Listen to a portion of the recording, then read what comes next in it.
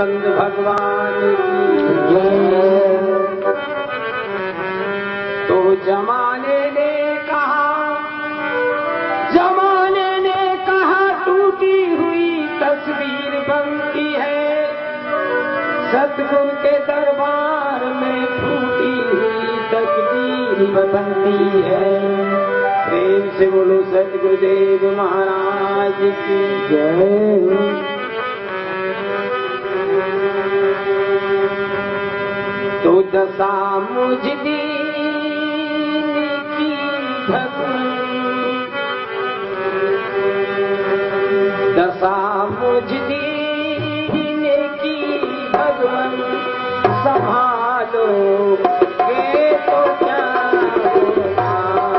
दशा मुझ दीन की भगवान संभालो ये तो क्या होगा। दशा मुझ दीन की भगवान संभालो ये तो क्या होगा।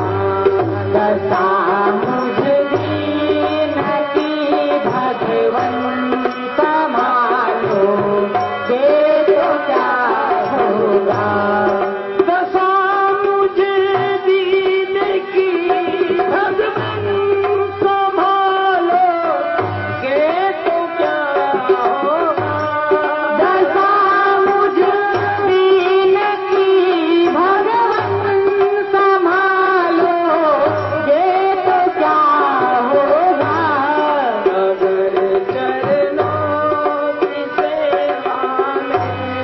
अगर चरणों की सेवा में लगा लो ये तो क्या होगा।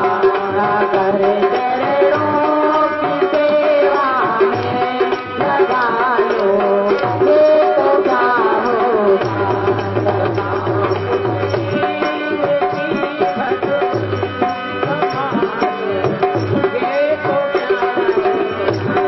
दशा मुझ दीन की भगवान संभालो ये तो क्या होगा। मैं नामी पात की हूँ और नामी पाप है तुम। मैं नामी पात की हूँ और नामी पाप है तुम हो। जो लजा दोनों नामों की, जो लजा दोनों नामों की बचा लो ये तो क्या होगा। जो लजा दोनों नामों की बचा लो ये तो क्या होगा। दशा मुझ दीन की भगवान ये तो क्या होगा। दशा मुझ दीन की भगवान संभालो ये तो क्या होगा। जिन्होंने तुमको करुणा कर अचित पावन बनाया है। जिन्होंने तुमको करुणा कर अचित पावन बनाया है। उन्हीं पतितों के तुम पावन, उन्हीं पतितों के तुम पावन बना लो ये तो क्या होगा। उन्हीं पतितों के तुम पावन बना लो ये तो क्या होगा। दशा मुझ दीन की भगवान संभालो ये तो क्या होगा। दशा मुझ दीन की भगवान संभालो ये तो क्या होगा। भोलानंद कंद भगवान की जय। खुद न बन जाना तमाशा देखने वालों। हमारी बातें आप लोगों को कुछ पागल जैसी लगेगी, वैसे पागल हूं नहीं, आपको महसूस होगा कि लगता है कोई पागल बोल रहा है। अब कहेंगे कि क्यों? संभलने का अर्थ जितने भी धरती पर सिर है उतने इसके अर्थ होंगे, लेकिन हमारा कहने का अभिप्राय संभलने का है, दिमाग पर जोर देना। मैं विद्वता की बखान नहीं कर रहा हूं, एक तर्क दे रहा हूं। एक आदमी पेड़ के नीचे सोया हुआ है, दिमाग पर जोर देने की बात मैं कर रहा हूं। आप पढ़े लिखे सारे जानते होंगे, जिसका नाम था न्यूटन। पेड़ के नीचे सोया हुआ है, पेड़ से फल टूटा तो जमीन पर आकर गिरा। अब वो लेटे लेटे दिमाग पर जोर दे रहा है कि पेड़ से फल टूटा तो जमीन पर क्यों आया, नीचे क्यों आया, ऊपर क्यों नहीं गया। प्रश्न पैदा हुआ। अब वो रिसर्च कर रहा है, खोज कर रहा है, तब ये पता चला कि पृथ्वी के अंदर गुरुत्वाकर्षण है, वो अपनी ओर उसे खींच ली, संतुष्टि हुई।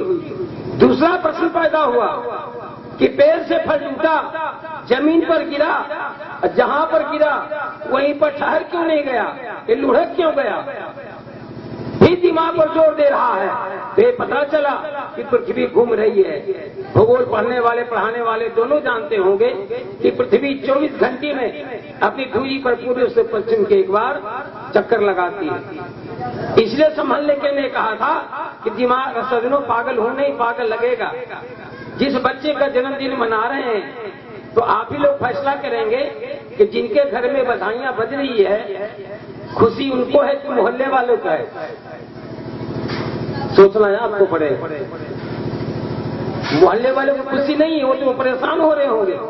इतना लाउड स्पीकर लगा दिया है, कान फोड़ रहा है, ये है वो है, परेशान हो रहे हैं। दूसरी, सुनाने में नहीं जा रहा हूं, सुनाने के लिए तो आप बड़े बड़े विद्वानों को प्रवचन सुने होंगे, लेकिन केवल मात्र मैं आप लोगों को सावधान करना चाहता हूं। क्यों? क्या आप ये जानते हैं एक ब्लैक बोर्ड है, अब लोगों ब्लैक बोर्ड पर कुछ लिखा हुआ है, तो लिखे हुए पर लिख देंगे तो पढ़ने में नहीं आएगा, लिहाजा ब्लैक बोर्ड को साफ करना पड़ेगा। ऐसे हर इंसान का जो माइंड है एक ब्लैक बोर्ड है, इस पर कुछ न कुछ लिखा हुआ है, लेकिन जब तक ये मिटेगा नहीं सजनों, तब तक पढ़ने में वो नहीं आएगा। इसलिए हम भी एक विद्यालय की चपरासी हैं, हमारा काम है ब्लैक बोर्ड को साफ करना।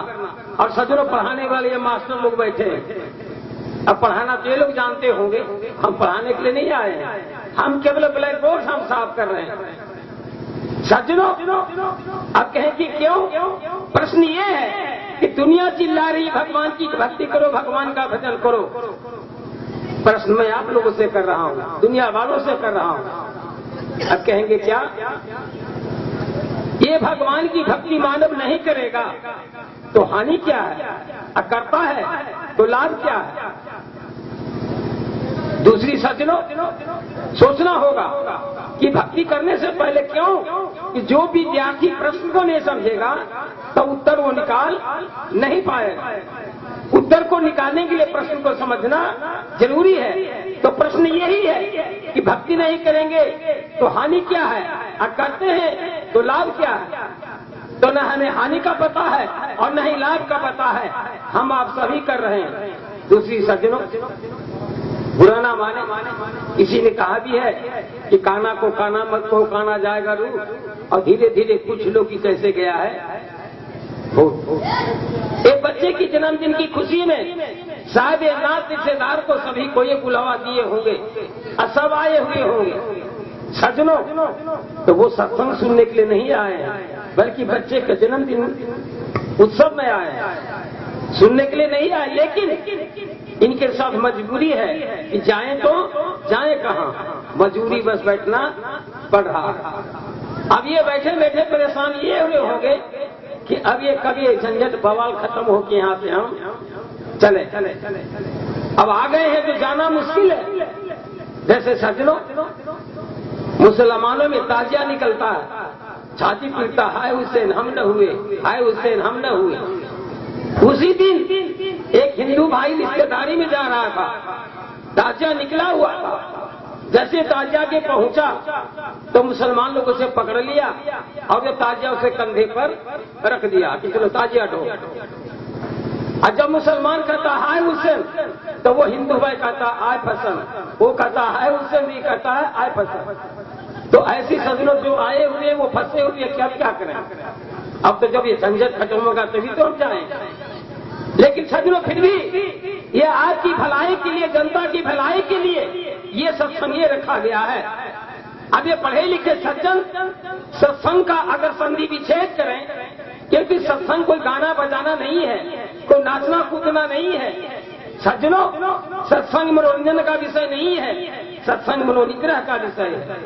लेकिन आज सत्संग मनोरंजन बना हुआ, यही तो कारण है। अब विशेषता से मनोरंजन पढ़ा लिखा समाज के अंदर में है, क्योंकि पढ़ा लिखा समाज उनसे कोसों दूर भागता हुआ चला जा रहा है। तो हम जबरदस्ती आपको नहीं कह रहे कि भगवान की भक्ति करो, हम केवल मात्र कहने के लिए आए हैं कि जो जिंदगी हम आप जी रहे हैं, क्या जिंदगी यही है कि जिंदगी कुछ और है?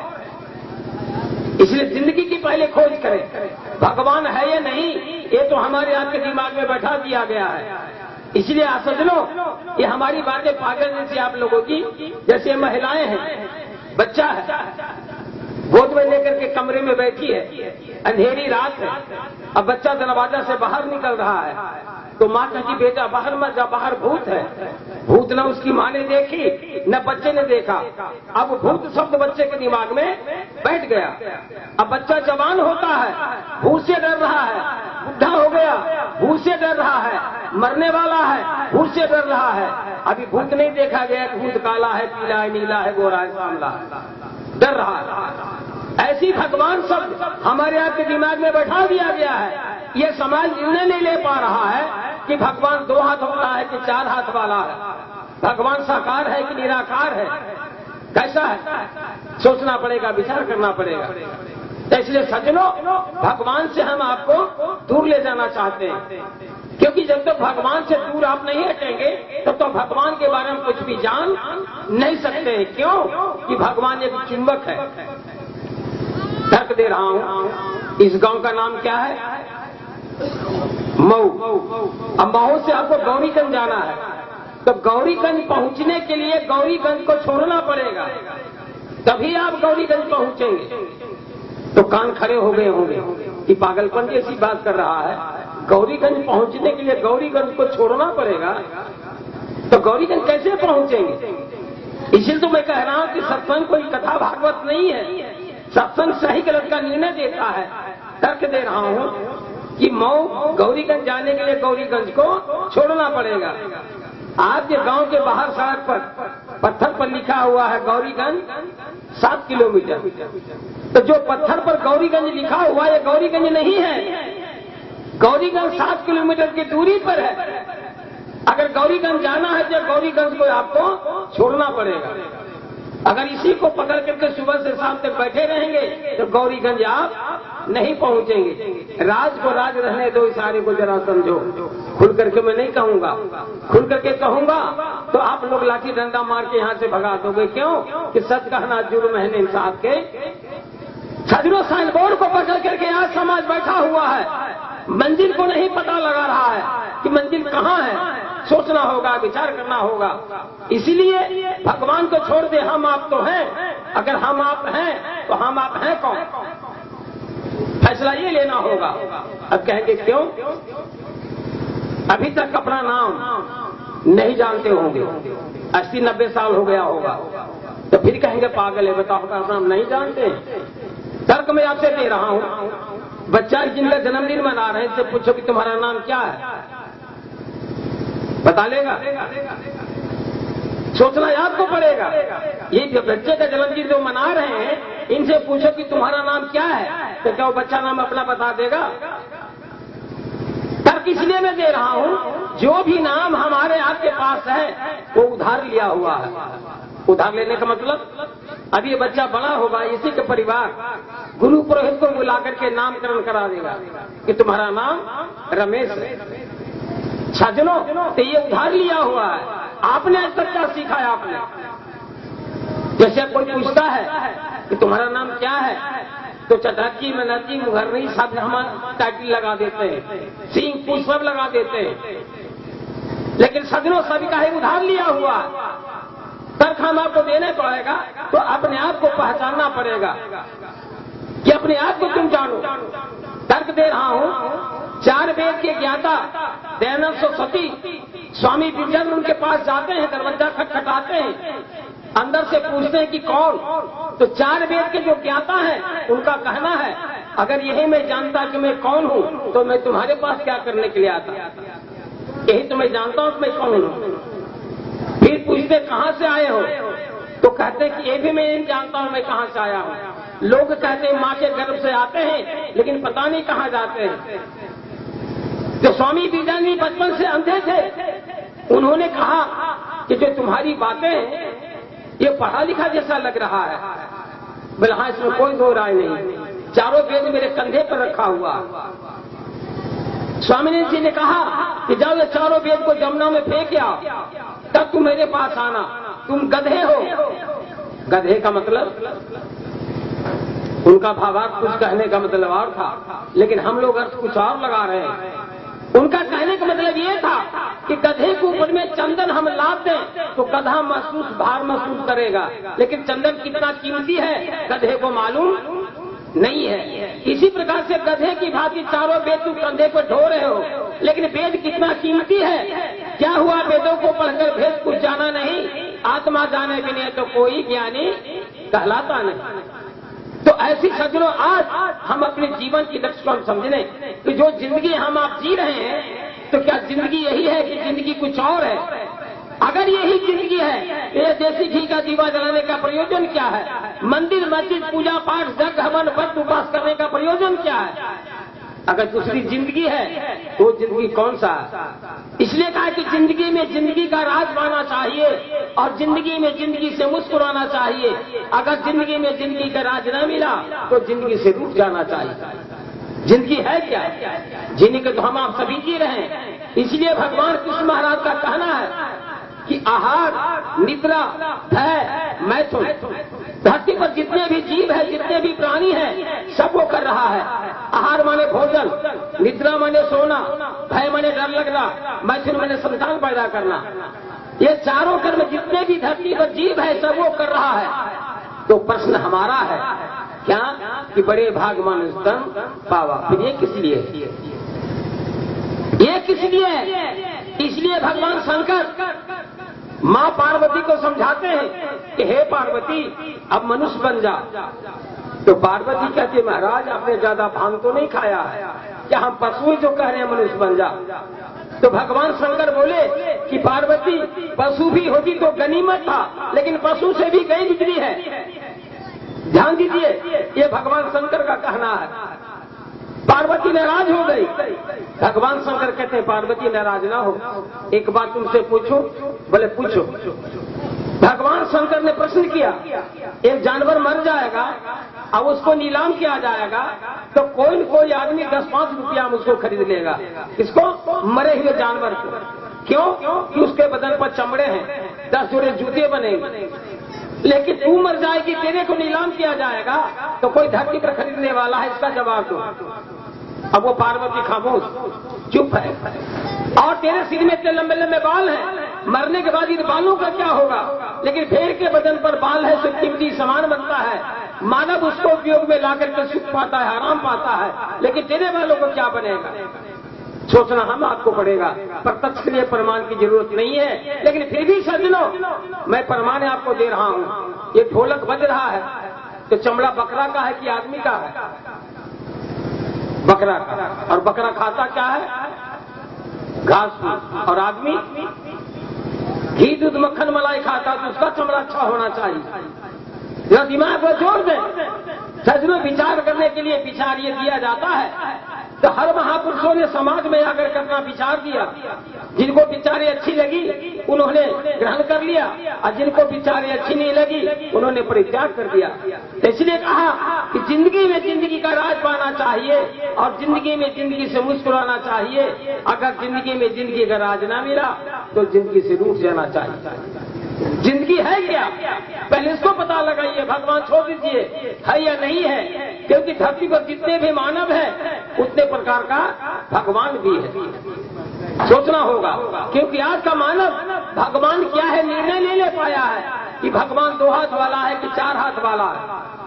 यही नहीं पता लगा पा रहा है कि भगवान है तो कैसा है। लेकिन भगवान भगवान सभी को चिल्लाते हुए जा रहे हैं। तो इसलिए सज्जनों, आज भगवान को जरूरत नहीं है समाज को। जरूरत किसकी है? अभी आप देख रहे होंगे वर्तमान में पैसे की, बैंक पर लाइन लगाए हुए, खाना पीना छोड़ करके सुबह से शाम तक, फिर भी पैसा मिले या न मिले। तो इसलिए सज्जनों कहा कि आज बाबू बड़ा ना भैया, सबसे बड़ा रुपया। आज रुपया की जरूरत है। इसलिए हमारा सिद्धांत है कि फूलों के बिस्तर पर सोने वाले चिता पर सेज नहीं होती। ये फूलों के बिस्तर पर सोने वाले चिता पर सेज नहीं होती। अरे देश को लूटने वाले कफन में जेब नहीं होती। बोल आनंद कंद भगवान की जय।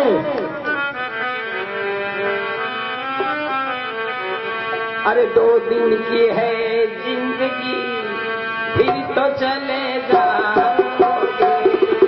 2 दिन की है जिंदगी, फिर तो चले जाओगे।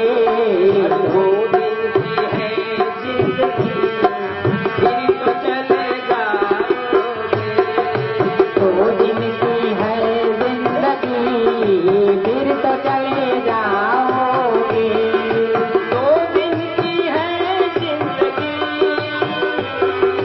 फिर तो चले जाओगे। 2 दिन की है जिंदगी, फिर तो चले जाओगे।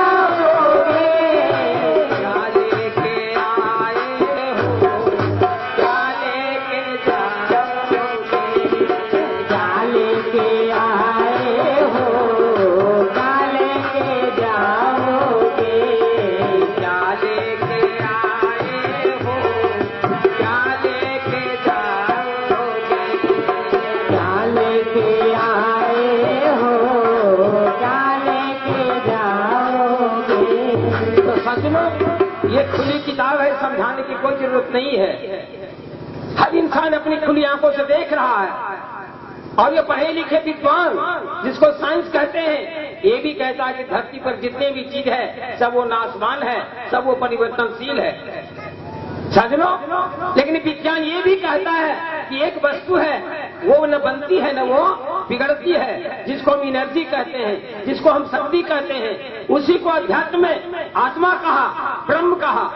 बातें दोनों एक ही है, केवल मात्र भाषा का फेर है।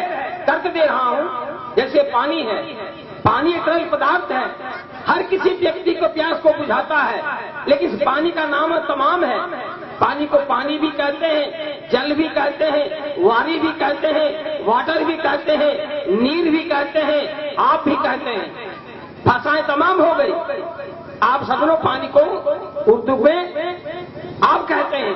जैसे एक मुसलमान था, बुजुर्ग था, पलंग पर लेटा हुआ, उसके पलंग के नीचे लोटा में पानी रखा हुआ, बुढ़िया उसकी सेवा में थी। लेकिन सज्जनों, वो मुल्ला आप करते करते वो मर गए, क्योंकि बुढ़िया आपकी भाषा समझ नहीं रही थी, आप माने क्या होता है। अब मुसलमान लोग इकट्ठे हुए, बुढ़िया से पूछा कि मरते समय कुछ कह रहा था मुल्ला? बोला कह तो रहा था। बोले क्या कह रहा था? बोले आप कह रहा था। तो देखा सज्जनों, पलंग के नीचे लोटे में पानी रखा हुआ। अगर वो मैंने समझ जाती बुढ़िया तो पानी पिला देता मुल्ला को, नहीं मरता। लेकिन भाषा न समझने के कारण सज्जनों वो मुल्ला मर गया।